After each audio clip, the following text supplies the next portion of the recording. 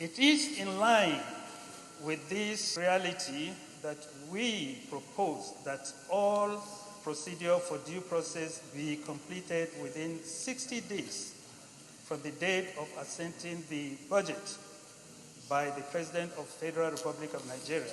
Of course, very distinguished Senator Danladi Sankara for sponsoring those three bills. But the public procurement process in Nigeria has been a big bottleneck for some time, probably since it was passed. We believe that with this amendment, the procurement process will be faster, and therefore the budget implementation will be faster and better. And I want to congratulate all of us for this feat. Surely this bill will have to go to the House of Representatives for them to concur.